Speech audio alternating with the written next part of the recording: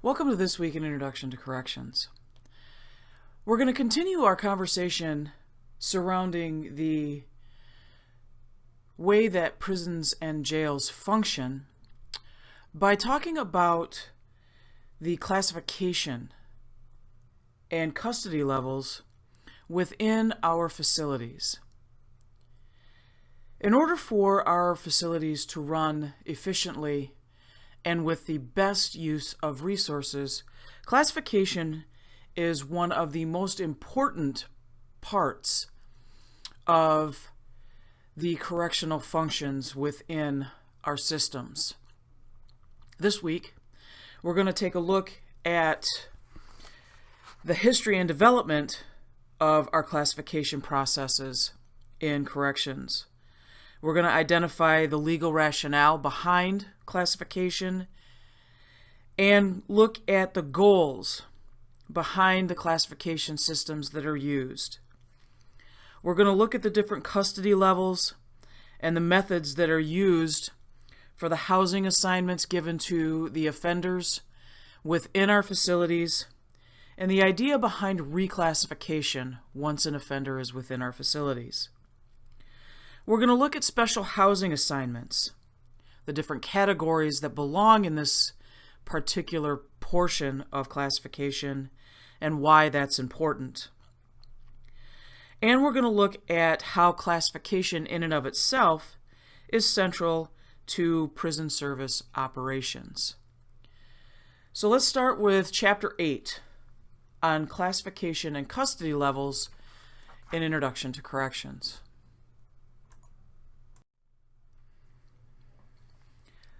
Back in the beginning, when incarceration was identified as a major correctional philosophy, many of our early Enlightenment philosophers started to look at the way that our offenders were being housed together. And two of our most prominent, Gustave de Beaumont and Alexis de Tocqueville, made a very profound analogy that really will set off how we're going to approach this particular week. They made mention that while there are similar punishments and that crimes may be called by similar names, no two people are actually the same in how they approach their life, their morals, their values. And by putting these people together, what you have is the idea that you could influence them derogatorily. And therefore, you run the risk of worsening those that are less criminal by putting them with those that are more depraved. One of the things that came to be recognized in the evolution of our classification process is the way to predict human behavior is to look at how they have acted in the past. And by classification and using this as a way to help in putting the offenders within areas that are best able to handle how they behave,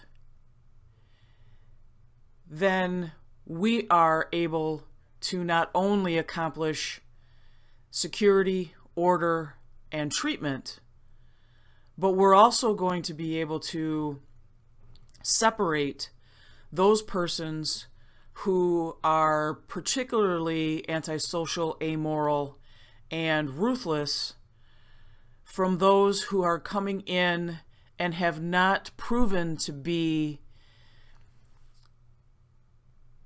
particularly criminal through either their actions or their personality. And so it's with this keeping in mind that we're going to look at how classification has evolved over the last 160 plus years within our U.S. penal system. If you recall from Chapter 1, when we talked about the history of corrections, I made mention that in the early days of any sort of incarceration, because the purpose of incarceration was only to temporarily house individuals awaiting further punishment or for minor crimes awaiting justice of the peace, that any sort of long-term incarceration was never the intention. The idea of actually taking the time to look at the behavior patterns or reasonings behind the separation of offenders really was not any sort of consideration. Prior to the 1800s, the majority of offenders were always housed together. And this was true whether they were being housed in any sort of facility, whether they were being housed in hulks that we mentioned in earlier chapters. And when it was being considered that they should be separated, then it was done in very broad strokes. That we should have adults away from kids, maybe move the sick away from the healthy.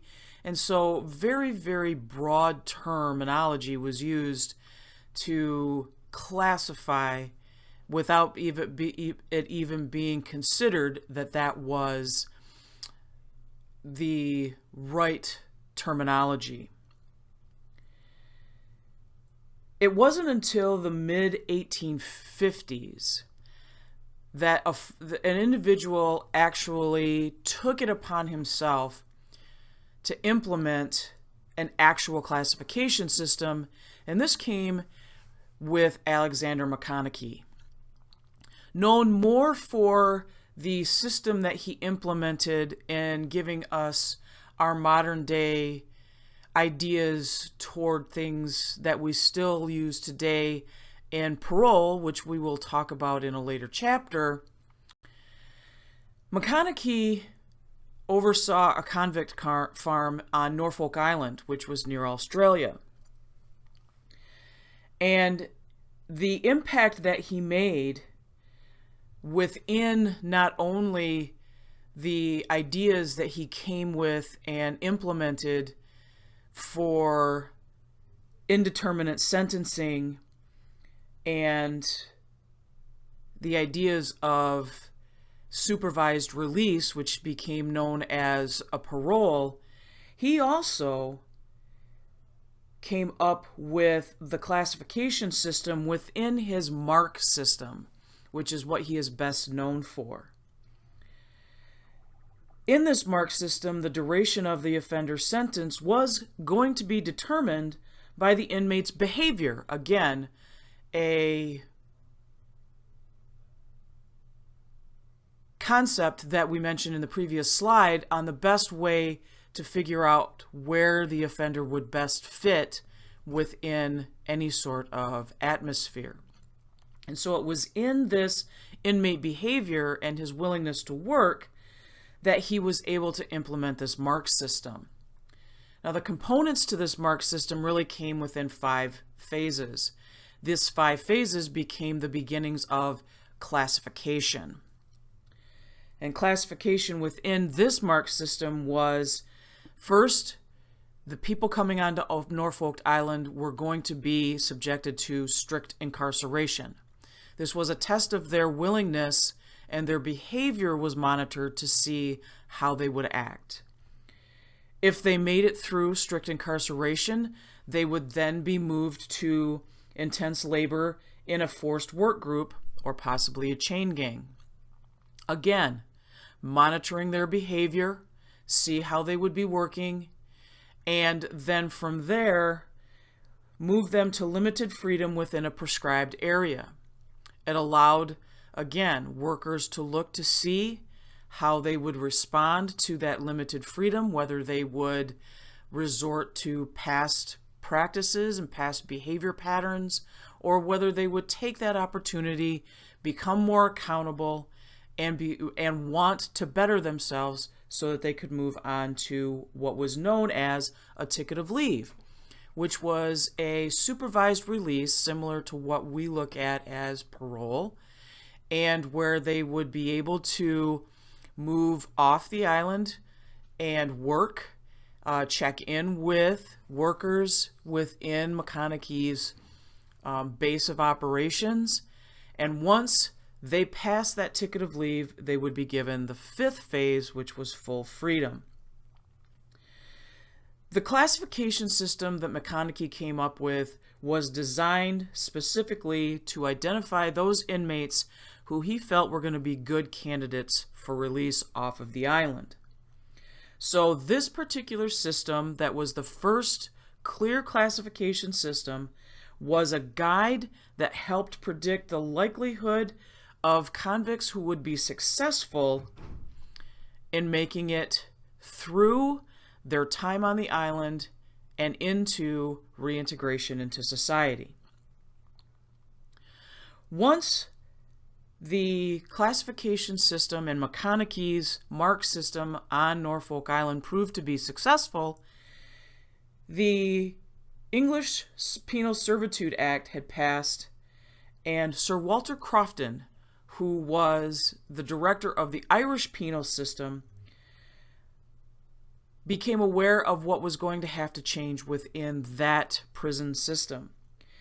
He became familiar with McConaughey's success within Norfolk Island, and he also took those ideas from Norfolk Island and moved it into his ticket of leave system, reworking it so that it worked for the Irish penal system, where the ticket of leave system within Ireland had 3 specific phases. Similar to the mark system, first stage was always going to be segregated confinement, where they would be given work and training. Then they would be given a transition period where they would be given public works to complete with minimal supervision. Then they would be released. Again, relying on human behavior patterns to predict whether the offender would be successful. While this was happening over in Europe and Australia, the United States was slowly moving from penitentiary into some ideas toward reform. And Zebulon Brockway, who was the first director of the Elmira Reformatory, that opened in 1876. And they, through Zebulon Brockway, used a system of classification that was primarily based on McConaughey's original idea. They tried to use a true classification system and tried to install a lot of the same concepts that McConaughey had originally used, with the ultimate goal of having them be released back into the community, but using a graduated system of starting with strict confinement, but using work and behavior patterns to get them to where they could predict the offenders who would be most likely to be successful and be able to be released from the reformatory without supervision. By the early 20th century, the Wickersham Commission wanted to have improved classification systems in order to implement treatment programs that could help with inmate behavior patterns. What this hoped to do is have classification become an integral part of providing individual treatment, where offenders could have clinical information be involved in the decision-making with that classification process. So now what was going to happen through this commission was that the decisions for classification would also include any criminal history and any social history that the offender brought into the any facility that they were assigned to. By the 1930s, classification became part of a requirement of any offender coming into the federal prison system. By the time we get to the 1960s, it became a main process that we now rely on heavily in our modern prison classification systems. As we moved into the late 20th century and the explosion of incarceration numbers across the United States, we saw that litigation or lawsuits that came through our court system, as well as the increased numbers which caused overcrowding, creating some issues when it came to classification. Some of the earlier classification systems were extremely subjective in how they decided where offenders went within the facilities and the ideas about the best ways to figure out how to predict human behavior. And so by the late 1990s, there was a system-wide realization that improvements had to be made on the classification system itself because of the fact that due to the lawsuits and the overcrowding, classification had become a principal management tool. And with that, there is expected to be greater accountability and an expectation on being able to forecast how the facility can better forecast the needs of their facility to better predict cell space, bed space, and the needs of the inmates coming into their facilities. As a result, by the 21st century, we have come to replace subjective classification with objective classification.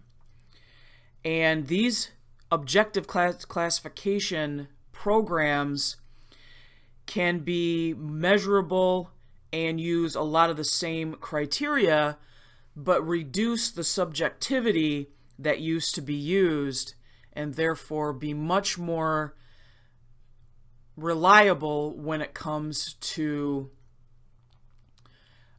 putting offenders in better placement to reduce the liabilities that used to come with using subjective classification.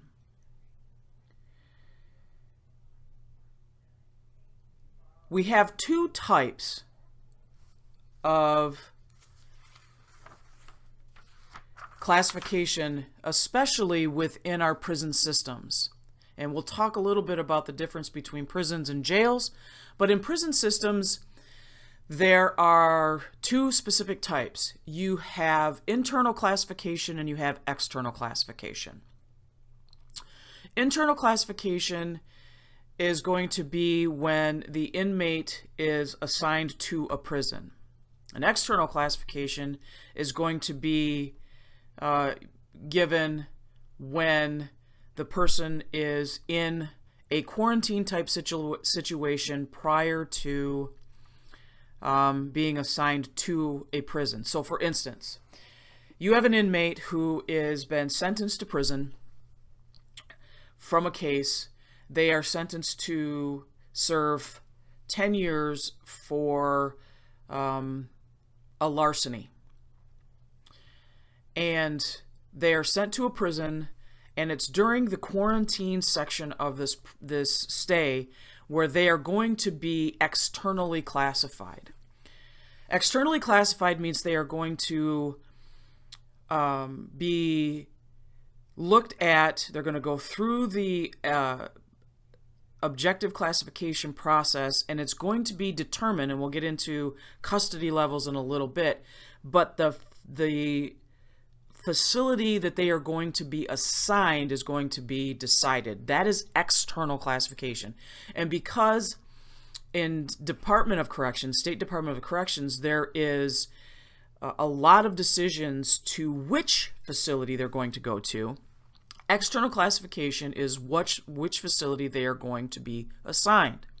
Once they get to that facility, then internal classification is going to take place.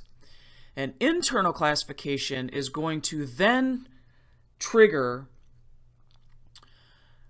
what treatment programs they're going to go to, what housing unit is best going to fit them, and so on and so forth. So within state prison systems, they are going to have two types of classification. Within jails, it's really not, we're not able to do that unless you have a large jail system, such as a Los Angeles County, or maybe a Rikers Island, or a Miami-Dade, where you have multiple facilities that allows you to have external and internal classification, because you have multiple facilities that might be able to utilize some of these ideas, where you have one facility for your maximum security inmates, one facility for your central booking, one facility for your specific treatments. Then you might be able to have some sort of external internal classification. Typically jails are one building, and so basically you only have internal classification within your jail. But with prisons, you specifically have external and internal classification, and that is utilized within our state and federal jurisdictions. So the modern classification has really evolved since the late 20th century into the 21st century, from a subjective classification where they really used a lot of different rationales, and they really relied more on things like the inmate's behavior, the physical plant, and things like that. Whereas now, if you look at a lot of the objective classification programs out there, they're going to assign point values, or they're going to assign different values and different types of criteria to the inmate themselves that's going to give them a bottom line score.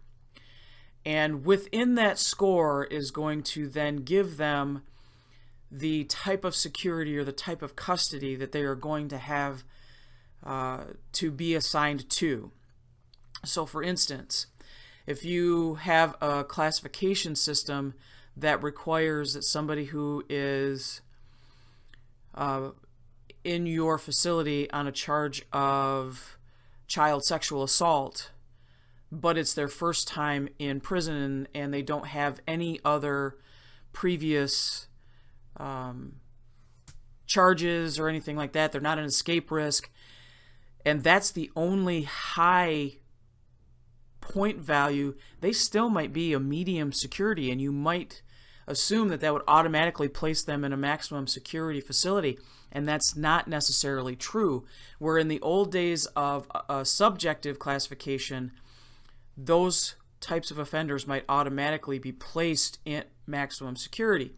And so in a later slide, we're going to talk about how that helps with allocation of resources, staffing, and things like that.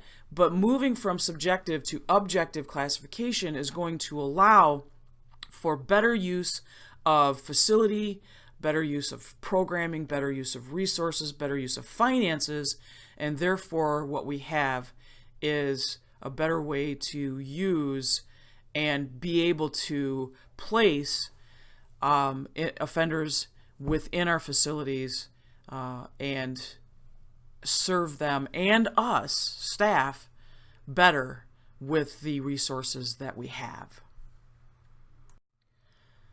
Of course, nothing would be established within our modern day systems without some court rulings to help kind of guide us into this particular topic. The first real true rationale for classification came in the late 60s, right in the middle of this era of a lot of court decisions that were inmate and citizen driven when it came to law enforcement criminal justice decisions. And if you remember in chapter 3, when we talked about legal rights, we talked about Holt versus Sarver. And Holt v. Sarver, let's reiterate that it found that the totality of prison conditions should not become so deplorable as to violate constitutional expectations for inmates. So when we talked about Holt v. Sarver in chapter 3, we talked about it as a Eighth Amendment violation for cruel and unusual punishment. And what I mentioned in that chapter was that you can't really bring an Eighth Amendment violation if you have one broken toilet or one broken shower. But if all of a sudden you have a whole wing of equipment or sanitation or health that is not up to par, and you have the whole totality of that all of a sudden makes it to the point where it can be considered cruel and unusual punishment, then the court is saying, well, yeah, we can look at it and say, well, one's not bad. Two, maybe not. You got a whole wing that's down and you're not taking care of it.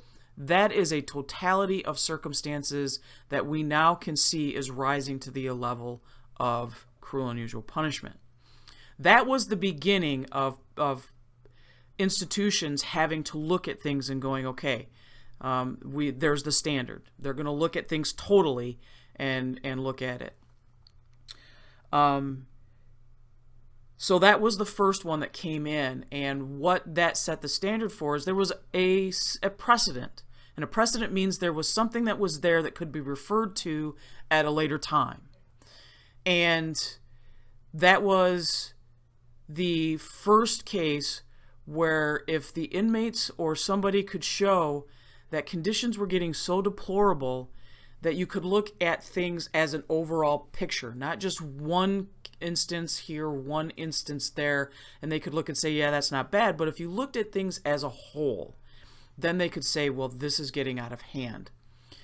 The next year, Morris v. Travisono came in, and it was the first federal court ruling that came up and said, you know what? You're going to have to figure out a way to classify these individuals, because the fact that you are having inmates here, inmates here, inmates here, they don't belong together. You're going to have issues if you don't. People can be preyed upon, they can be victimized, they can be assaulted. You're responsible as an institution to keep them safe and secure and healthy.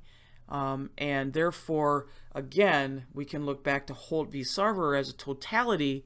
Is the fact that you had one incident over here bad? No. But the fact that you are not being conscious enough to understand that these people shouldn't be together, these people shouldn't be together, these people shouldn't be together.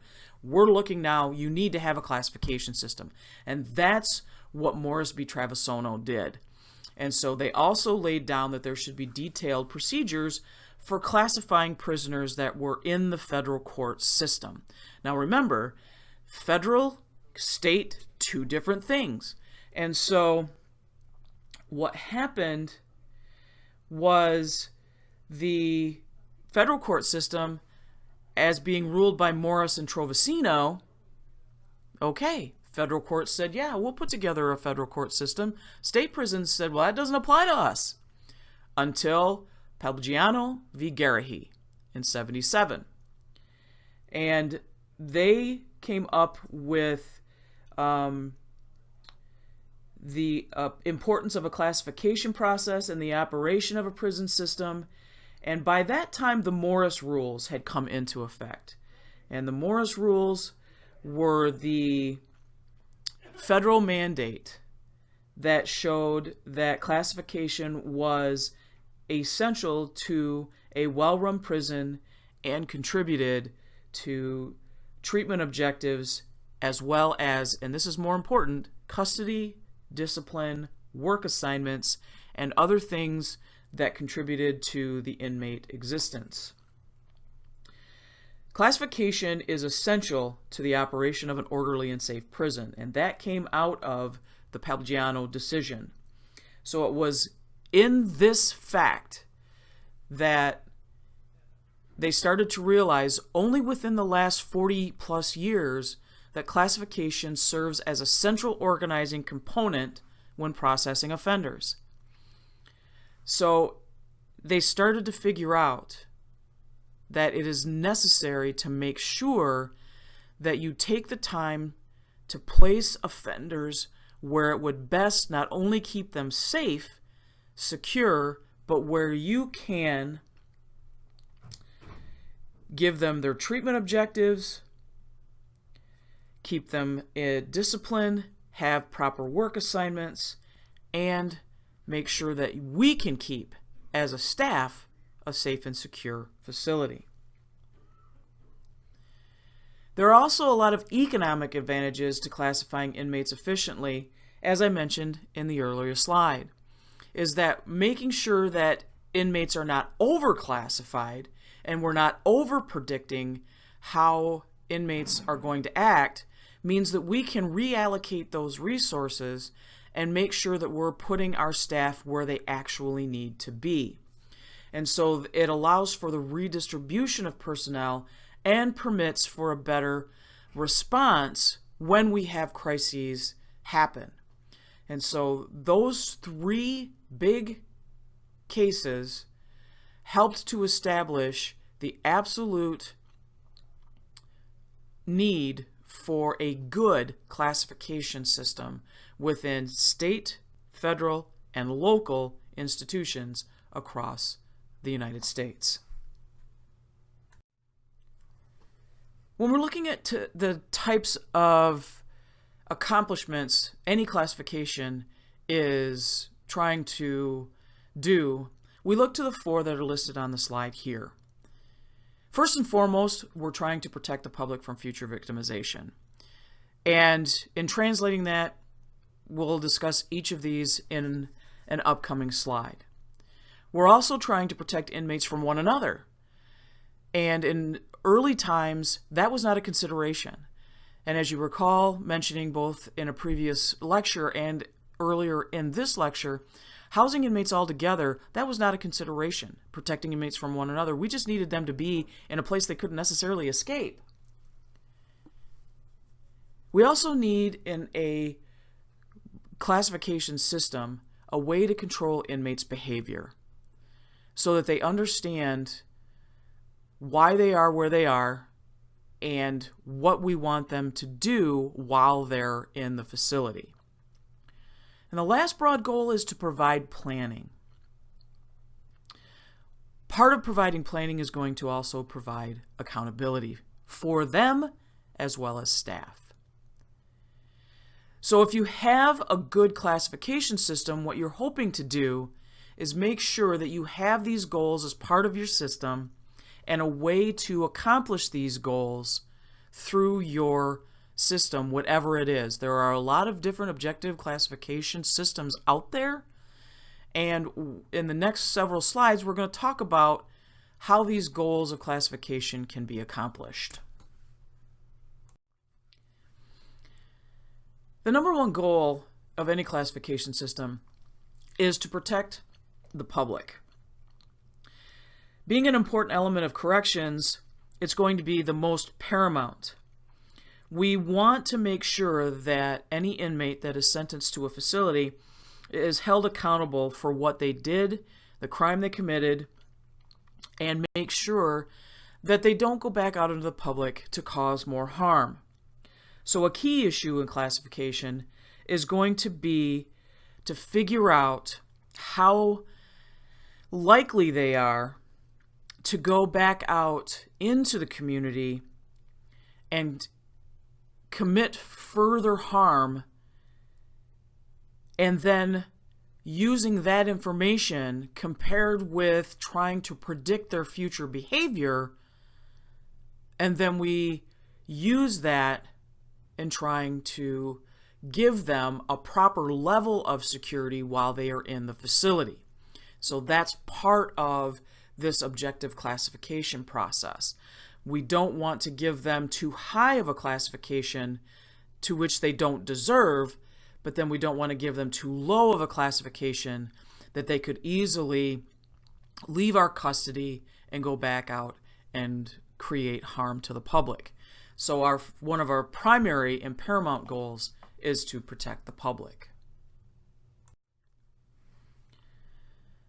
The second key goal is our responsibility as part of our duty of care to protect the inmates.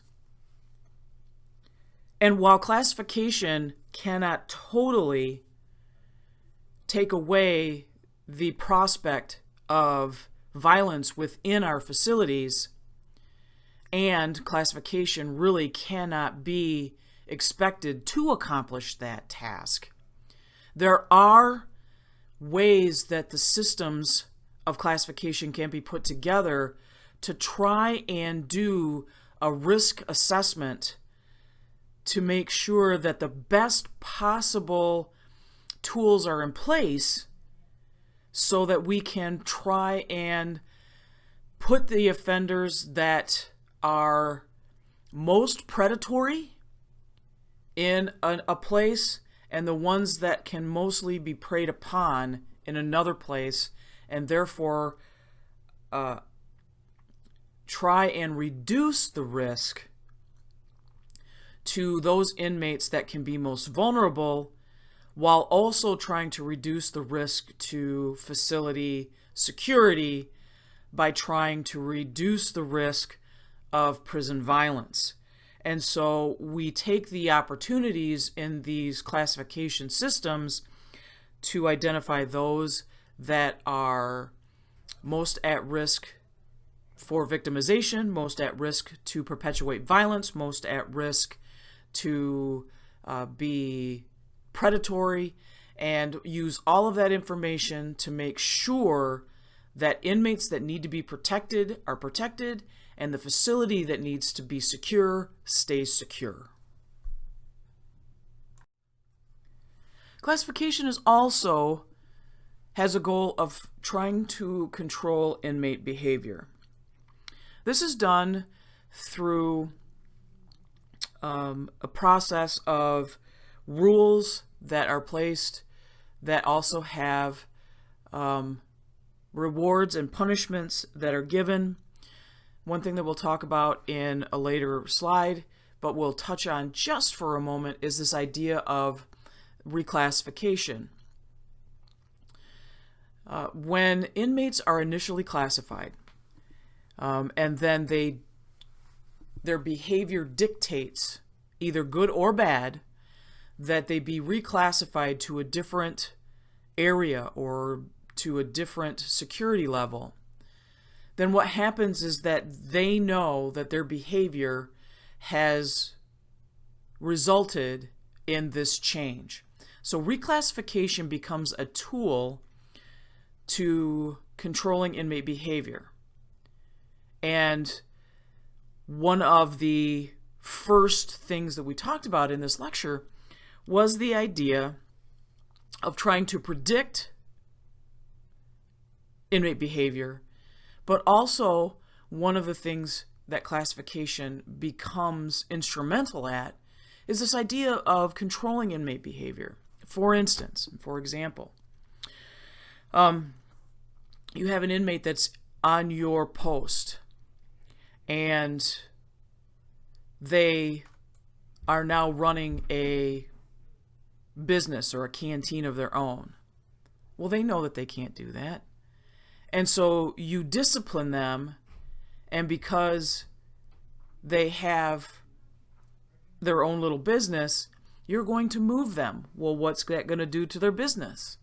It's going to take it away. And you move them to solitary confinement. That's going to isolate them. And so depending on how they react, that is going to control their behavior for the time, because you're taking them out of the situation, and it could influence how they react when they get reclassified again.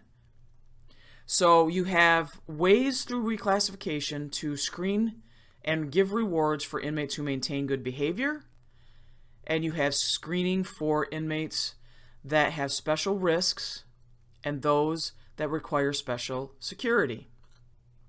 And we're going to talk about special security inmates in just a little bit.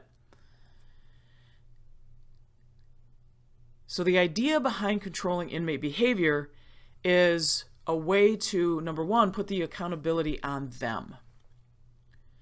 Is to make sure that they understand that their actions will have the consequences of deciding whether they stay in an area that they like or have them moved through misbehavior to an area they don't like, or if they understand that improving their behavior could move them to an area that's even better than where they are.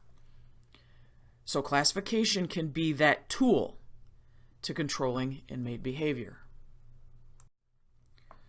We talked about, as a goal, providing planning and accountability.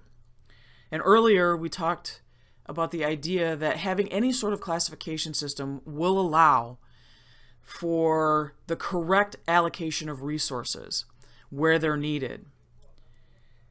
Anytime, especially now and over the last 20 years, we've seen overcrowding, we've seen the explosion of more offenders within our systems, especially in prison systems and jails across the United States.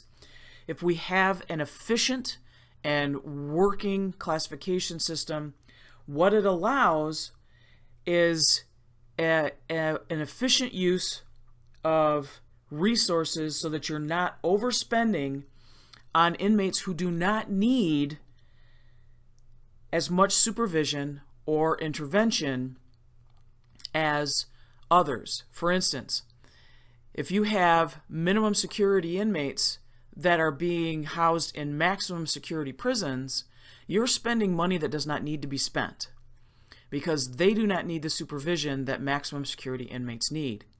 And so what you can do is reduce the number of inmates in that maximum security prison and, in essence, find a way to then maybe reduce the staffing levels in that prison.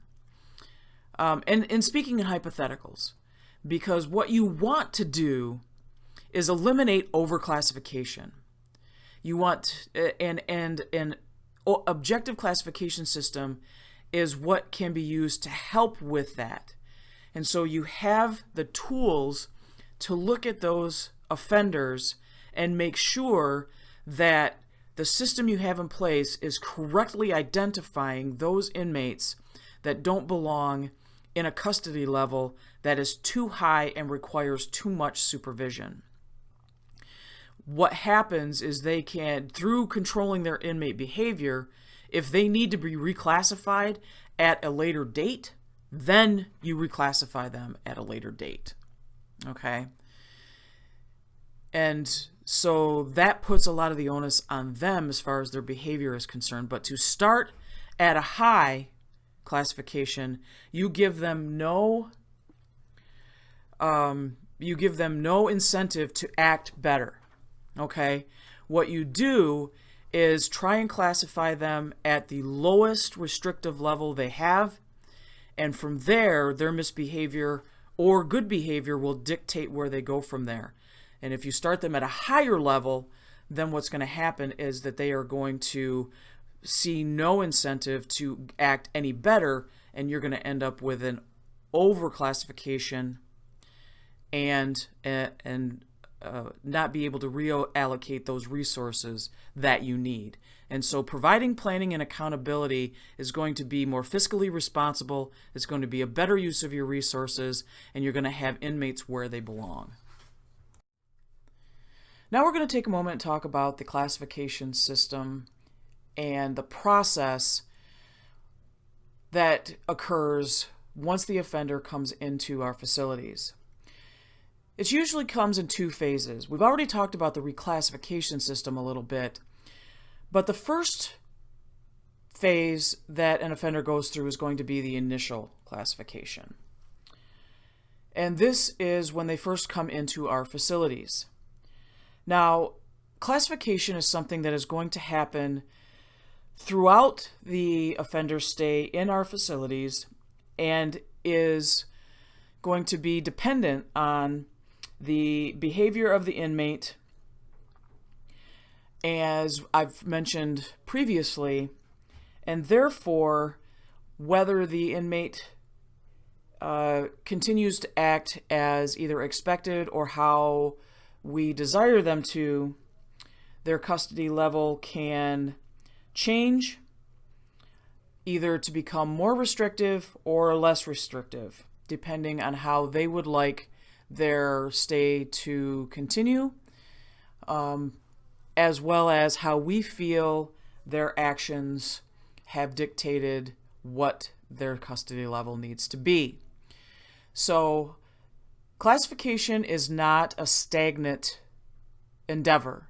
It is fluid, it is continuous, and it is dependent on how the inmates continue to act and what their behavior is while they are through our facilities during the continuation of their stay. When it comes to determining security and custody issues, first we need to make sure that you understand what security and custody mean. The level of security is going to be what the type of physical barriers are used to prevent inmates from escape and are related to the public safety concerns. So this goes back to the primary goal of classification, which is to protect the public. When we look to custody level, we are looking to things related to the degree of staff supervision that is going to be needed per any given inmate. And so this goes back to number one, the goal of protecting inmates as well as controlling inmate behavior. And so when we look at level of security and custody level, we bring together those broad goals of classification where we're trying to keep the public safe by looking at the level of security within the physical plant and then assigning them a custody level by looking at the best way to look to see what kind of supervision they're going to need to keep inmates protected, to look at their behavior during their stay that will go into helping us as a facility be better planners and be more accountable with finances, staff resources, and any intervention or treatment that is needed for that offender's stay. We mentioned earlier that classification is a two-step process. It comes in two phases. First phase we're going to talk about is initial security classification. This is going to be when they first come into our facilities and we look at the paperwork that comes into our prison systems from the jail proper. So this really kind of affects more prison systems because those that come into our prison systems are going to come with a lot of paperwork from the court systems as well as the writs from our jail systems. It's going to give us an indication of the types of offenders they are, and the pretrial services offices are going to provide the initial assessments that's going to give some indication of the type of individual that's going to be entering our prison systems. Also, a part of this is going to be the pre-sentence investigation, and if you remember that from an earlier lecture, the probation system will bring us that report, and that informs the judge of the circumstances that the offender has, that big report that's going to give him information on the education history, family history, criminal history, social history, and all of that, victim impact statements. And therefore, there is an informed decision on the best facility that could be given when it comes to initial security classification. Those are some of the first steps that are used in initial security classification. Now, one thing that is pretty standard here in the U.S. is that we have 50 states plus Washington, D.C., and all of them have their own forms of classification, and there is really no specific set standard that is used by every single state. They all have initial classifications that have a process in place, and by and large, they tend to be pretty similar, but there has to be those systems in place for each state that is going to be tailored for their specific Department of Corrections needs. So what Michigan uses is not going to be what Texas uses, because Michigan is not as big as Texas. They don't have the same concerns as far as some of the things that they have to take into consideration, population-wise, border-wise, security-wise, things like that. And so what is common is that there is a classification system. What's common is that there is an initial classification system, but there's no single system that is used. So what we're going to use as an example of what is an initial classification system and what is used is going to be what the federal government uses, and we'll talk about that in just a moment. The federal government, as far as how they use their initial classification in the Bureau of Prisons, they use their level of security and staff supervision based on the fact that they need mobile patrol, internal security, the use of towers, how the inmates are housed, what type of perimeter barriers they have, having an inmate to staff ratio that is acceptable as far as security is concerned, so they take that into consideration when classifying inmates, what kind of detection services that inmate is going to need, and what the institutional mission, if there's any special institutional mission, is needed.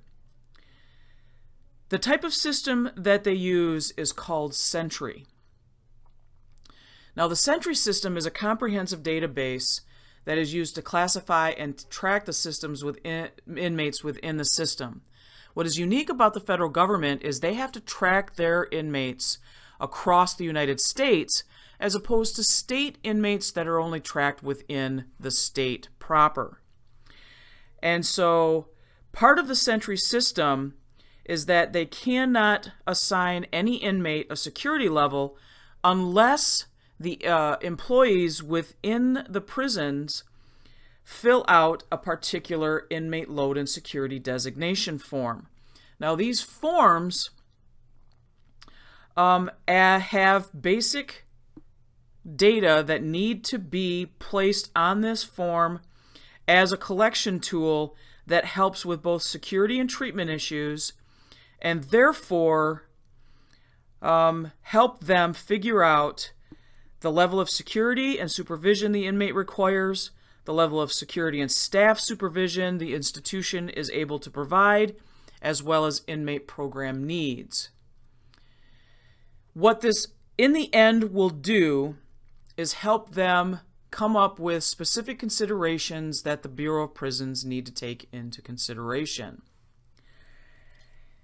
And when it comes into where this particular inmate is going to go, they will also take into consideration where the inmate's residence is at the time they're going to be released, whether there is considerable overcrowding at an institution, and any sort of security, location, or program recommendation that has been made by the sentencing court. So while the Bureau of Prisons has a set initial security process in place that seems to be a little bit more extensive than most states, what we're looking at is an example that is in place that some states might look at as a baseline that they can use to tailor their particular initial classification system to.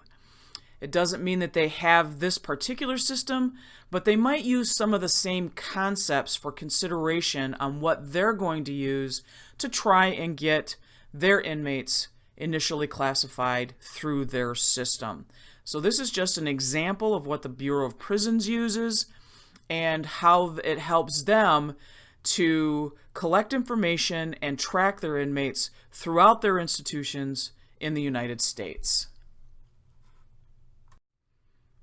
Figuring out where an inmate needs to be housed and the type of programming they need is going to have to be a comprehensive effort from a lot of people in different expertise areas once that offender gets to the facility. That begins at the booking intake area of either a jail or a prison. And that initial intake area is going to be responsible for performing a screening. Now, a lot of times the screening is pretty comprehensive. It's going to be involve a medical screening where they have nursing staff or medical staff that is going to gain information on any sort of physical anomalies they have, any prescription issues that they need, life-threatening health issues such as epilepsy or diabetes, high blood pressure. So that's all information that they need. There will also most likely be mental health screening there. And we talked in earlier lectures about the importance of mental health workers within our facilities because of the high incidence of mental health within our facilities across the nation. So there will most likely also be a mental health evaluation while they're there to find out if they have been diagnosed with any sort of mental health issues, whether they're on any psychotropic medication, whether they are case managed on the outside, anything like that. If they have any sort of conditions or diagnoses that requires that they be separated, that can happen right away, or it can be noted within that initial classification. But there's usually, especially within the Bureau of Prisons, but also in several state prison systems, a classification team that is put together to bring all of this information to determine with all of the paperwork and screening information that they have been able to put together, the best place to put an inmate within these facilities. First one is going to be a unit manager. A unit manager is going to be in the housing unit that directs the activities and is responsible for the unit's operation and quality control of all the correspondence and programs. So they have the highest authority level because they are over the entire classification team. Next, within that classification team is going to be the case manager. The case manager is going to be reporting directly to the unit manager and has the major responsibility for the case management of the inmates within that unit. They include all the traditional duties required to move any individual through a correctional institution. So this person who is a case manager is going to be extremely aware of any of the facility policies, has to be able to look at, assess, and be able to correct any reports that are out there, know the procedures of parole boards, and take an active role in direct treatment intervention. We have in prison systems, more so than jails, correctional counselors. And the correctional counselor is responsible for implementing programs that meet the needs of the inmates within that unit. So that can be either individual counseling with inmates or putting together group counseling. And they're going to play a key role in making sure that the security of the unit and institution is kept together because of how much they interact with the inmates through that treatment. They are going to be the person who implements the treatment modalities, the treatment that the inmates are expected to participate in. And the correctional counselor is a relied upon member of the classification team because they are also an overseer of activities outside the unit that the inmates are expected to be a part of. In some state prison systems, there is also an education advisor who will be responsible for any of the education matters that inmates are expected to be participating in and make sure that the inmates are tested and informed of any of the educational opportunities, whether it's completing life skills, GED testing, literacy options, and getting them up to speed in order to get them to the level that they need to be in order to reach their goals in getting released from the facility. The last person of a classification team is going to be a psychology services representative, which can either be, depending on what that particular facility warrants as a resource, it can be a psychiatrist, who is a doctor, a psychologist, or even a psychiatric nurse. Not all of them will be required at a facility. You might need one, you might need two, or you might need just a nurse who can be there to administer the day-to-day needs with consultations to one or the other throughout the week. But whoever is part of the psychological services is going to be involved in admitting and getting information prior to classification, because what they need to do is perform any sort of diagnostic tests and also get any sort of educational or evaluations ready to make sure that the inmate is going to be given the psychological services that are going to be required during their stay at the prison. And so These 5 individuals within any sort of facility have to work together in order to make sure that the treatment and services and security are going to be cohesive. It's really important that treatment and security staff find the common ground on day-to-day operations if classification is going to be able to serve in the function that it was meant to in performing those broad stroke goals of protecting the public, protecting inmates from each other and staff, controlling inmate behavior, and have the proper planning and accountability that we talked about in earlier slides. As mentioned earlier in this lecture, reclassification comes after the initial classification and continues throughout an inmate's stay within the facility. The inmate's custody at the initial classification is going to be determined by the custody levels that exist within the facility that they're assigned to.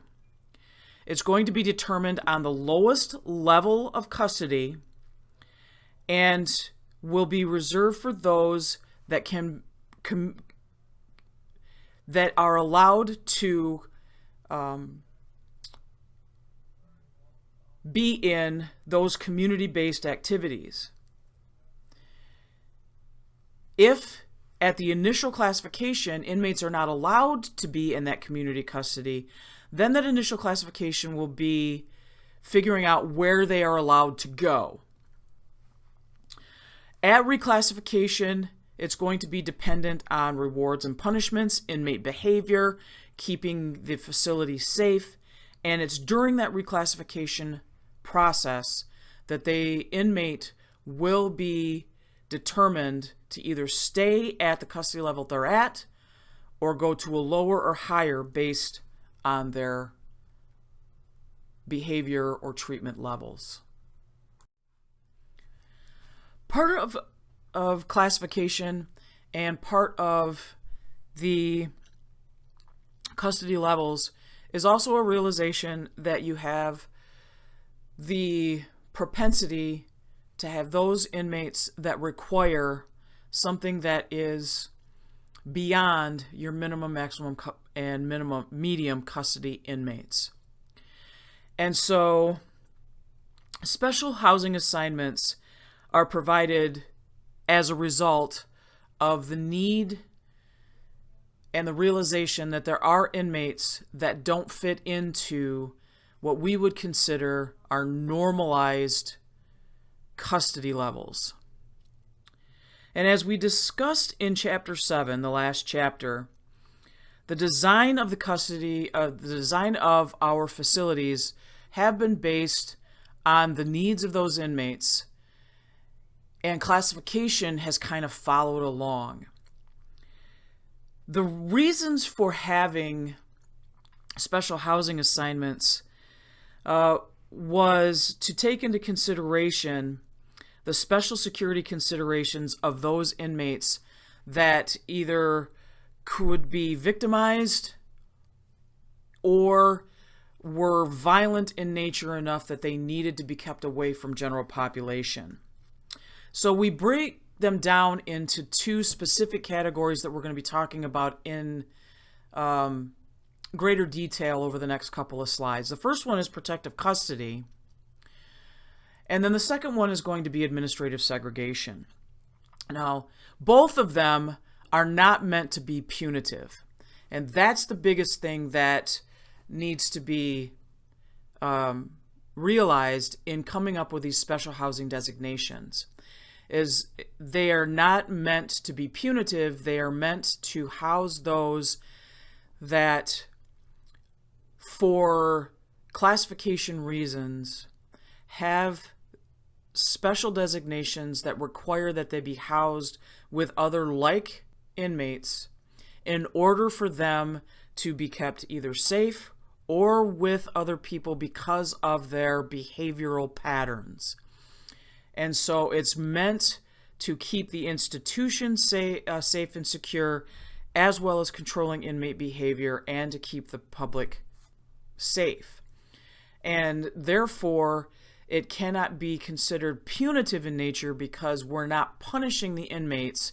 It's done for institutional security and good working order. And so we'll get into each one, and we'll start with protective custody. Protective custody is defined as a security level status given to inmates who are deemed to be at risk of serious violence if not afforded protection. The National Institute of Corrections is the organization who came up with that designation and became an official classification around the mid-1960s. But as far as use and being used as a huge classification or where inmates were placed on a regular basis, it really didn't start being used until the mid-1980s. At its height, there were over 25,000 inmates in the mid-1980s being housed in protective custody, which amounted to about 1.5% of the population-ish. By 2001, that had reduced to only about 7,500. So there's not a lot of inmates who are in protective custody in our prisons across the United States. But one of the things we have as a jumping off point in what created the need for protective custody is the number of federal court rulings and injunctions that required a lot of our prisons to actually establish protective custody classifications. And then what we had was a lot of drug offenders coming in that required protective custody either because they were testifying against those that were their suppliers, or they were part of gangs and they were giving up the gang life. There are a lot of reasons for going into protective custody,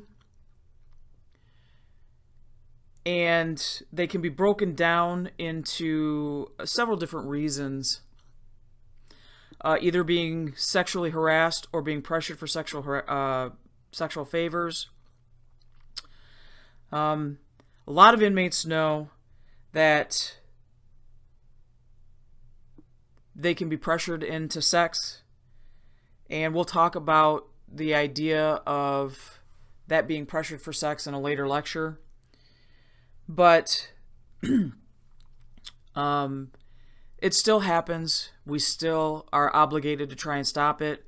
However, those that are feeling extremely threatened or have been assaulted are typically going to be put in protective custody.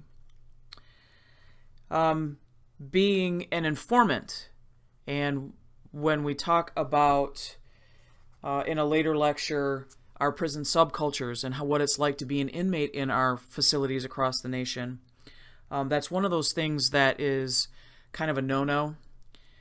So if you are giving assistance either to outside law enforcement or inside to corrections officers, you are considered to no longer be in the inmate subculture, and therefore no longer able to live in general population without the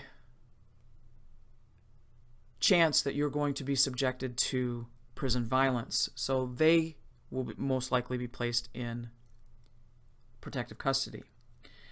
The idea that you're going to owe a debt. A lot of times what happens within our prison system are people are willing to barter for things, especially those that don't have people sending money, or they gamble even though they're not supposed to gamble, and then they don't have a way to pay back their debts. And so a lot of times what will happen is then they have to ask to live in protective custody because, again, of the propensity for violence, because they have no way to pay back their debt, and they can be safer if they're placed in protective custody.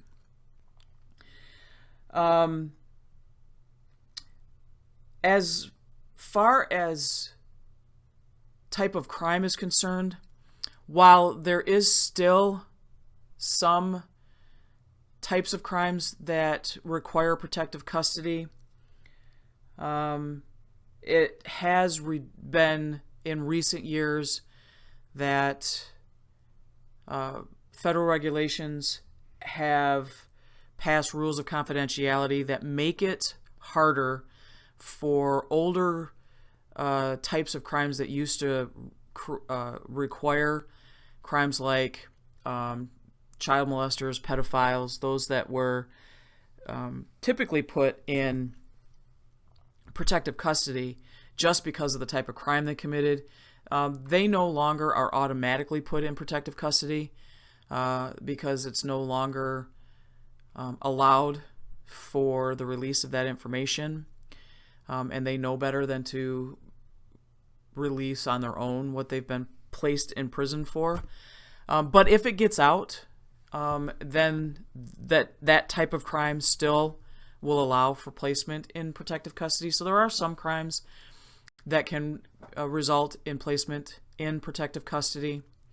And then the last type that is a real common reason for placement is anybody who was former law enforcement or former corrections.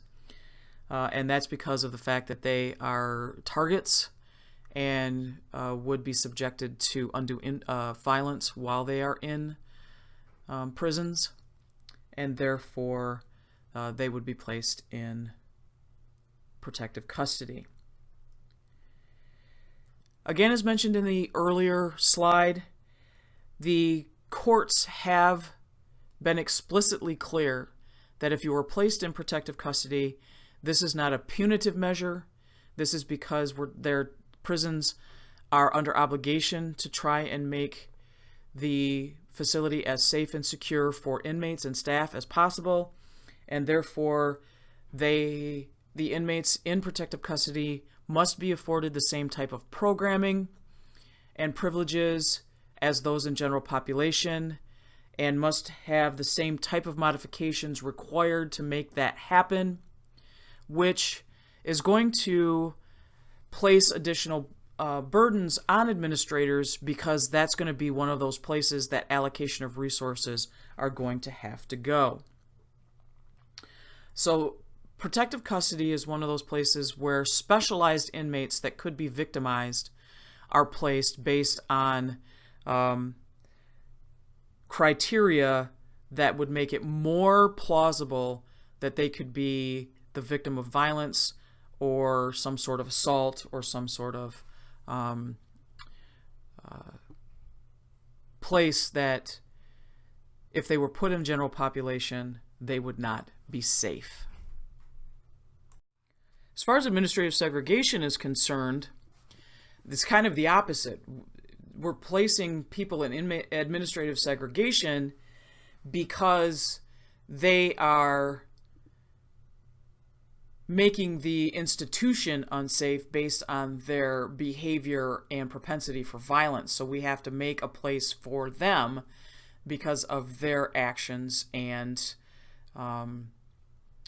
inability to get along and follow the rules. So administrative segregation is a non-punitive classification that requires the separation of inmates from the general population for the institution's safety, not the inmate's safety. So it's sort of a flip of what protective custody is. And so administrative segregation is one of those things where we're putting inmates in administrative segregation because of the threat they pose to either staff, other inmates, or themselves. And one of the most prominent reasons for administrative segregation, especially in prison systems across the United States, is gang membership. And the fact that belonging to a prison gang ups the incidence of violent encounters, both among gang members themselves, but also other gang members within the prison unit. And therefore, putting them in administrative segregation is going to separate them because of the restrictions they are going to have while they are there. Again, it is non-punitive, which means through court rules, they are to be allowed some of the amenities that people in general population have, but it is going to be restricted. For instance, they are going to be allowed to have recreation, but whereas recreation in other areas of the jail, including protective custody, would be as a group, they are going to have recreation by themselves in cages so that they can't pass things to each other, they can't attack each other, and so they will have recreation by themselves. The other thing is they cannot stay in administrative segregation indefinitely. And so this is where reclassification is used in its most purest form, in that it is an automatic thing that happens by policy, will happen over the course of X number of days. In the institution that I used to work at, and I worked at a jail, but anybody who was placed on administrative segregation was reclassified every 60 days. And that was so that we could have a policy that established that they were not going to be in administrative segregation indefinitely. And dependent on that person's behavior, they could either move back to general population or they would stay in administrative segregation for that much longer. And so administrative segregation is non-punitive. They are allowed some of the same amenities, but they can be restricted because of the extra security that is going to be involved, because of the fact that they are a threat to the security of the facility, along with staff, inmates, and possibly themselves.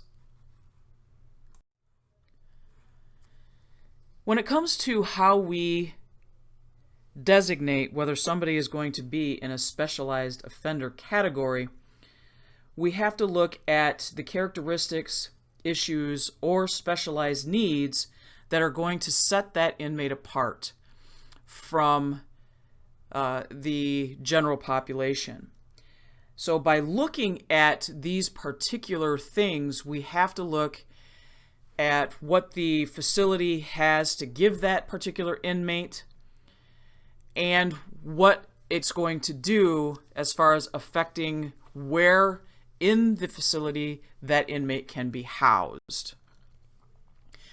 When it comes to state prison facilities, it can also affect what facility they go to.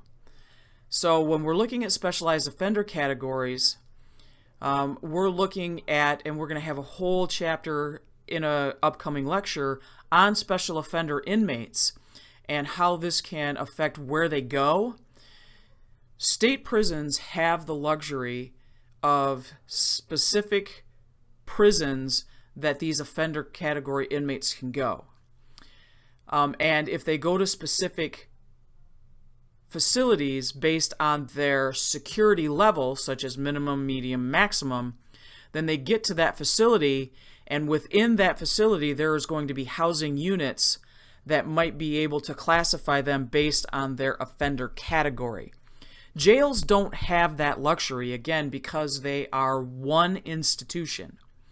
And so jails being able to deal with special offenders is much more challenging than prisons, depending on, number one, the size of the state prison or the Department of Corrections, and also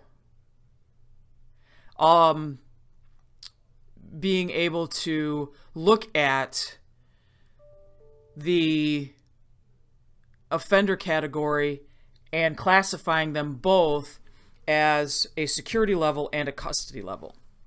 And so it's going to affect individual housing decisions. One of the ones we're going to talk about in this chapter are those that suffer from substance abuse. That is just one special offender category. We'll get into many more in a future lecture. But to give you an example of what we're talking about when it comes to special offender categories. Substance abuse and those that suffer from substance abuse is one special offender category that must be dealt with, that can be affected when it comes to figuring out individual housing and where they can go. And so we're going to talk about what goes into figuring out where these offenders go, where these inmates can go, when we're talking about classification and how it's decided, not only security level, but custody level. When dealing with offenders who suffer from substance abuse issues, one of the biggest things we have to do is understand the prevalence of having substance abuse offenders within our facilities. As we mentioned in earlier lectures, we have a lot of offenders, upwards of anywhere from 25 to 35% of our offenders within our state and federal prisons have reported that they were under the influence of some sort of substance when they committed their offense. Of this, a higher percentage have had substance abuse issues in the past. And therefore, what we have to realize is over 80% of all the offenders coming into our facilities, whether jails or prisons, have had or do have a prevalent substance abuse issue when they come into our facilities.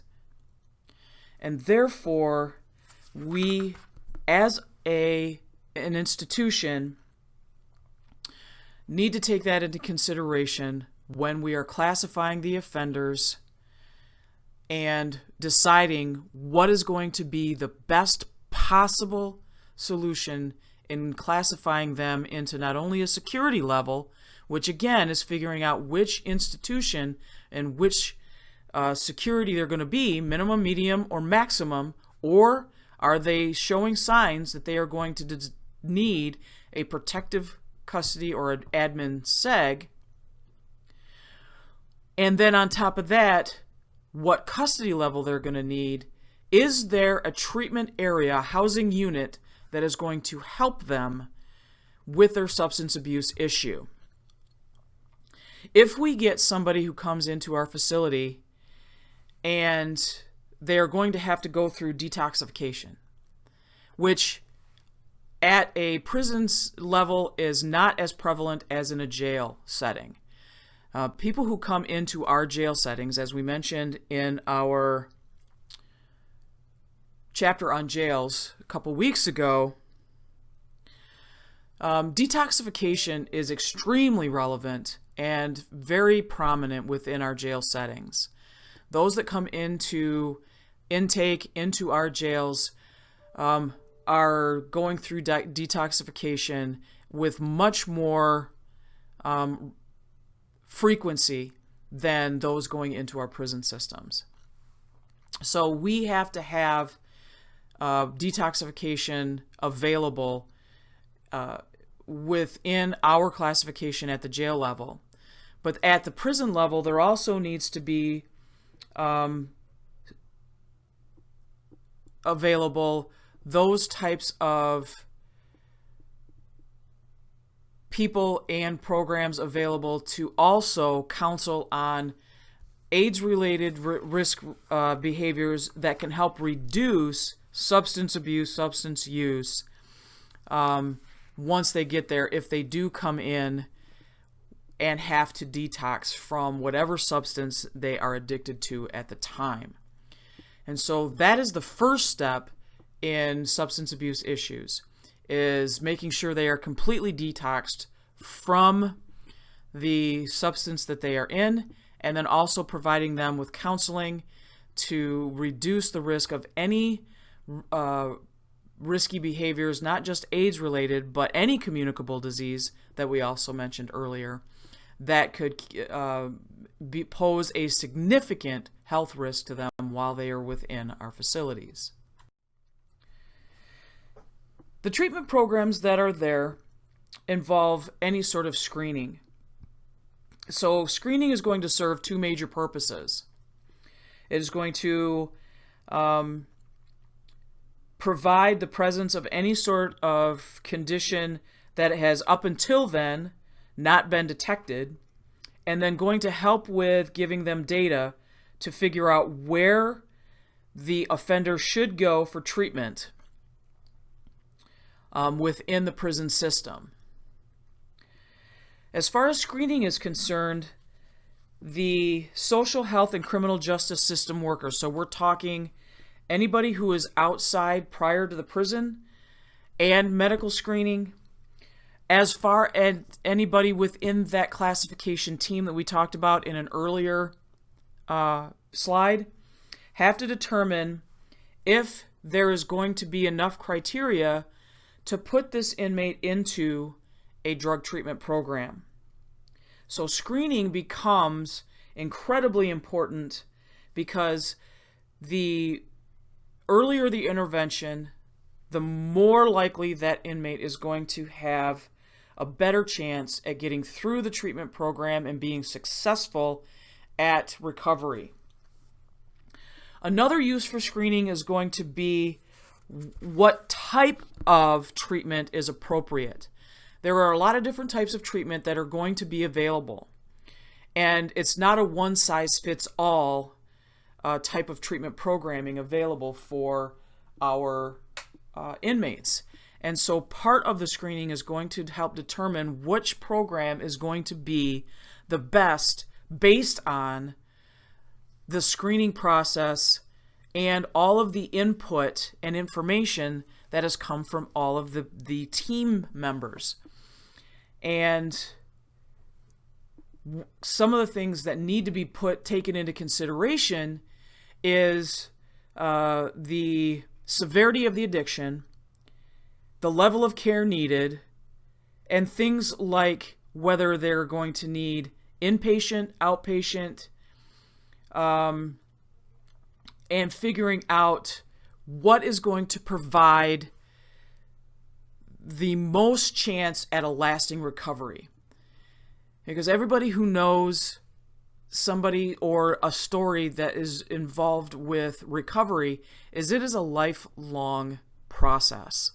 And so getting them in a pathway toward recovery means that they're going to have a good set of tools that they can take once they're released. But once they're released is when the hard work begins, because there's not going to be anybody that gives them that structured environment like the treatment program that they're in while they're incarcerated. And so that is all part of the screening process. And so you've got a lot of things to consider through this screening process that's going to be able to improve those odds. In this lecture, we discussed the importance of classification in running a safe, secure, and good working order facility. We discussed the history and development of classification and the processes that is vital to our corrections system. We looked at the legal rationale for classification and the main goals behind our classification systems. We looked at the different custody levels and the methods used for the housing assignments, as well as reclassification and the use of it for our inmates. The different categories of special housing assignments, including protective custody, administration, segregation, as well as our special offender categories using substance abuse as our main example. And we looked at how classification processes are central to prison service operations and why that's important. For your discussion this week, it's really more of an applied exercise. It's located on page 225, 226, and we're putting you in the level of figuring out what security level should be given to each inmate within these scenarios. Because your midterm is also this week, all you have to do is answer in your mind and on the thread. You don't have to answer a another classmate. But I want you to look at each of these scenarios with each of these inmates, refer to the chapter in giving your answer and why you answered this way. When you're done with your assignments for the week, and then you can go on to the midterm. Thank you for your attention. And after you're done with your midterm, come back next week when we cover 2 chapters. Chapter 9 on prison subculture and prison gang influence, and Chapter 11 on female offenders in correctional systems. Have a good week, and good luck on your midterm.